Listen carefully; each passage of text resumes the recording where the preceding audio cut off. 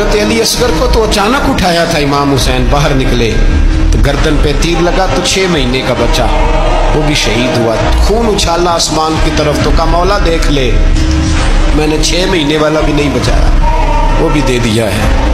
پھر حضرت عباس کو بیٹیوں نے کہا کہ اب نہ، کچھ کہتے ہیں پہلے شہید ہوئے، کچھ نے لکھا بعد میں، اب ہم سے پانی کے بغیر نہیں رہا جاتا، تو جناب عباس پانی کا مشکیزہ لے کے نکلے باہر، ایک ہاتھ کٹا، دوسرے پہ مشکیزہ وہ بھی کٹا، پھر پانی تو بھر لیا تھا، لا نہ سکے، پھر گردن کٹی تو شہید ہوئے۔ بچوں کی بھی شہادت ہوئی، پر جب ان کا لاشہ اٹھایا تو امام حسین کہنے لگے مولا اب نہ، حسین کی کمر کمزور ہو گئی، اب کمزور ہو، اور بھائی ایک میت ہو جائے تو 4-5 دن تو پوری آنکھیں نہیں کھلتی، کیسا جری خاندان ہے۔ تھوڑی دیر گزری تو امام علی مقام نے پٹکا باندھا، سر پہ دستار باندھی، مولا علی کی تلوار پکڑی، نبی پاک کا امامہ باندھا اور گھوڑے پہ سوار ہوئے تو کہنے لگے زینب گھر تیرے حوالے اور میں اللہ کے حوالے، گھر تیرے حوالے اور میں، اور پھر امام حسین نکلے، امام علی مقام نکلے۔ راوی کہتے ہیں کہ یہ جلوہ پہلے بھی بڑے سونے تھے، پر آج جو رنگ دیکھا وہ کبھی نہیں دیکھا، کیا انداز تھا، جدھر جاتے نعرہ لگاتے تو حد ہو جاتی۔ اتنے لوگ امام حسین نے کاٹے، اتنے کاٹے، پھر واپس پلٹ کے آئے اور کہنے لگے زینب ذرا پردے کے پیچھے سے دیکھ تو صحیح میری بہن، ان بزدلوں کو جرت ہی نہیں ہو رہی حسین کے مقابلے میں آنے، ایک دوسرے کو دھکا دیتے، تو جا تو جا، پھر اکٹھے وار ہوئے۔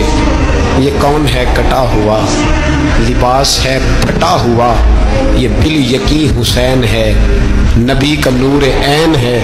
پھر چاروں جانب سے تیر برسے تو امام علی مقام چونکہ نماز کا وقت ہو گیا تھا، اترے گھوڑے سے، خون بہ رہا تھا، گرم ترین ریت سے تیمم کیا، سر سجدے میں رکھا، اور جب شمر آپ کی گردن کاٹنے لگا تو کہنے لگے ٹھہر جا ذرا رب سے ایک بات کر لینے، اور پھر بولے امام حسین، کہنے لگے مالک تو اب بتا کہ حسین سے راضی ہے کہ ناراض ہے، تو بتا۔ تو پھر ایک آواز آئی، یا ایتھا النفس مطمئنہ ارجعی الی ربک راضیۃ مرضیہ، فرمایا نفس مطمئنہ واپس آ جا، تو اللہ سے راضی ہے، اللہ تجھ سے راضی ہے۔ امام حسین وہاں شہید ہو گئے۔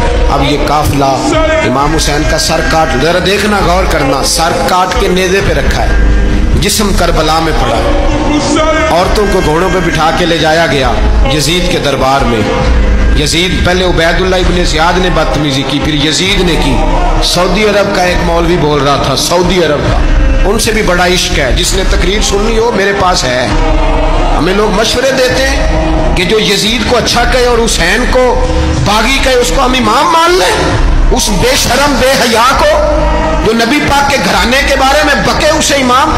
سعودی عرب میں مسجد نبی میں درس دینے والا جس نے تقریر سننی ہو میرے پاس ہے، وہ کہتا ہے یزید تو بڑا اچھا آدمی تھا، اس نے تو بڑی خدمت کی، تو میں نے اسے کہا رشتہ داری کر لیا یزید کے ساتھ، قریب ہو جا۔ شرم نہیں آتی؟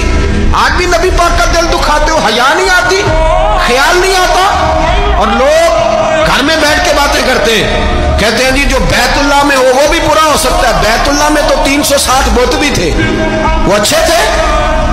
مدینے میں تو 360 منافق بھی رہے، پوری سورہ منافقون نازل ہوئی، وہ اچھے تھے۔ عجیب تماشا بنا دیا لوگوں نے مذہب کا، وہ آج بک رہا ہے۔ آج میرے پاس ویڈیو آئی ہے، کہتا ہے یزید نے تو بڑی خدمت، تو عبید اللہ ابن زیاد نے قتل کیا۔ بے شرمو، اگر عبید اللہ ابن زیاد نے بھی قتل کیا تھا تو حکومت کس کی تھی؟ بولے، بول کے بتائیں۔ تو پھر یزید نے عبید اللہ ابن زیاد کو سزا کیوں نہیں دی، بلکہ ایک جگہ 2 گورنریاں دی اس کو؟ یہ حال کیا۔